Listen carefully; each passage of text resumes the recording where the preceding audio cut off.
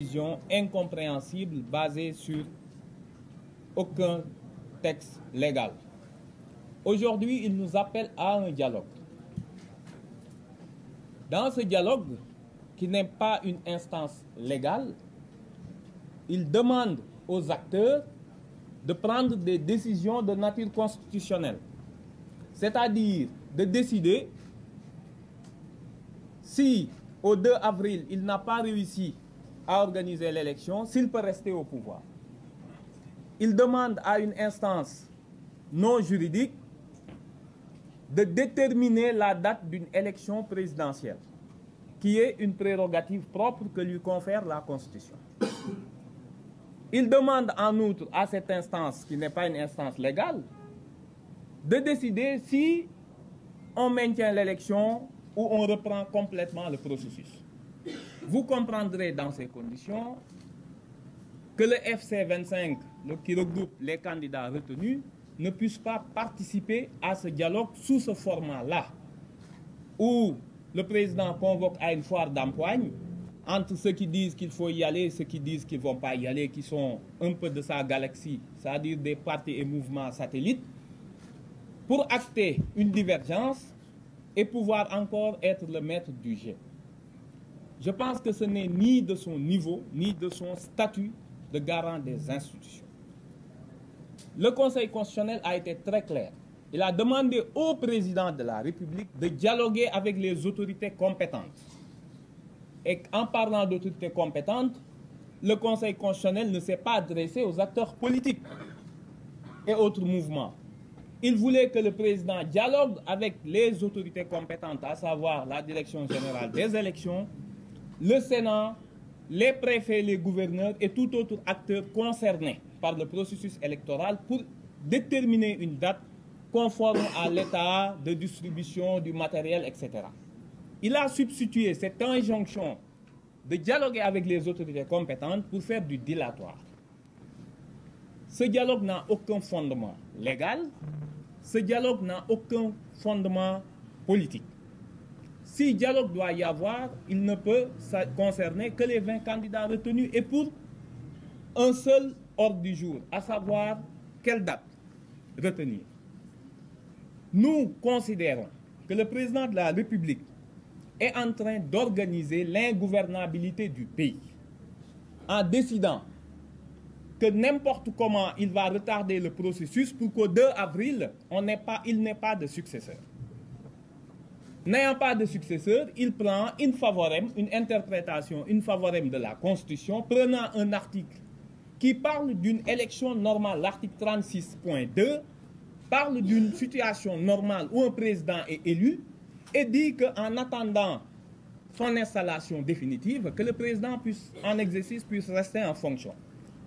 Cet article ne s'adresse pas au président, à la volonté, à la stratégie du président Macky Sall actuel, qui est de ne pas organiser une élection pour se retrouver dans une situation de vide et profiter de cette situation de vide pour rester au pouvoir.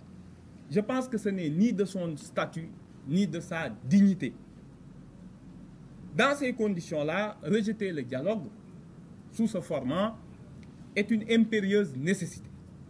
Maintenant, il appartient au peuple sénégalais de comprendre que ce que le président Macky Sall nous prépare est beaucoup plus grave si on le laisse après le 2 avril ne pas organiser une élection présidentielle. Il faut que tout le monde en soit conscient, ça a été évoqué tout à l'heure.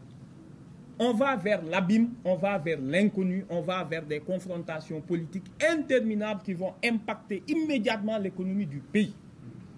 Dans ce sens, dans ce contexte, il faut que ce soit la manifestation de cet après-midi, que ce soit les jours prochains, qu'il y ait une succession de manifestations pour lui montrer, pour lui rappeler son obligation constitutionnelle qui est uniquement de fixer la date de l'élection. S'il sort de ce cadre en créant un vide institutionnel, il s'expose à une procédure de haute trahison, quoi qu'il advienne. Que s'il veut une procédure de pacification par ailleurs souhaitable, qu'il faut qu'il la déconnecte complètement du processus électoral. Dans sa dernière décision sur le désistement de Rose Wardini, le Conseil a rappelé que l'élection doit se poursuivre avec uniquement les 19 candidats retenus. À quoi bon poser la question aux candidats recalés s'il faut reprendre le processus? Juridiquement impossible. Sauf à annihiler, sauf à faire détruire, qui est l'ambition de son groupe parlementaire, de changer le Conseil constitutionnel en une cour constitutionnelle tout aussi chimérique. Et le dialogue auquel il se propose en 48 heures ne peut pas régler les problèmes qui ont conduit ce pays dans la situation que l'on connaît. Il faut que ce dilatoire cesse parce que l'économie est en berne, notre pays est vilipendé partout, nous ne sommes plus une vitrine démocratique, chacun s'attend au pire. Et ce pire n'a qu'un seul visage et un nom, c'est Macky Sall. Il faut que cela cesse. Les populations ont la possibilité, dans les jours à venir, les 48-72 heures à venir, par une manifestation ferme, démocratique, massive, montrer au président de la République que le dilatoire doit cesser, que le droit de vote est supérieur aux manœuvres politiciennes. Il revient au peuple sénégalais, qui a, par le passé, perdu beaucoup d'occasions d'exprimer le pouvoir que lui confère la situation, c'est-à-dire d'être le titulaire du suffrage universel, d'exiger l'exercice de ce suffrage. Nous tenons Macky Sall pour responsable de tout ce qui pourra se passer par la suite. Il faut qu'il sache raison garder et revienne aux fondamentaux de la Constitution. Fixer une date d'élection n'a jamais eu besoin de concertation.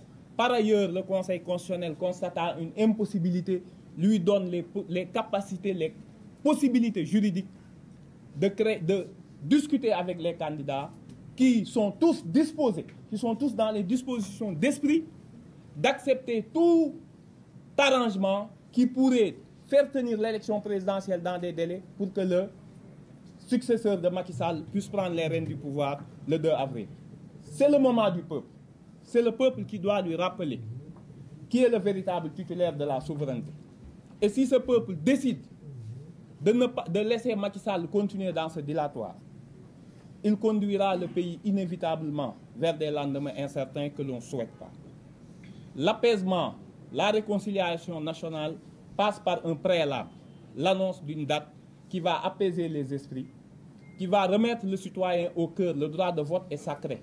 On ne peut pas le contrebalancer par des propositions alléchantes de libération ou de pacification. Nous pensons que la situation actuelle est suffisamment grave pour que l'ensemble des acteurs politiques qui souhaitent participer au dialogue de Macky Sall pour l'accompagner dans ses forfaitudes s'en rendent compte. Que l'avenir, ils seront tenus pour responsables de ce qui arrivera au Sénégal. Le Sénégal a besoin de paix, a besoin de tranquillité. Nous appelons le président encore une fois, s'il veut dialoguer, qu'il y a les candidats qui sont disposés à le rencontrer, uniquement avec un ordre du jour, fixer la date de la prochaine présidentielle, ce qui n'est pas un exercice difficile.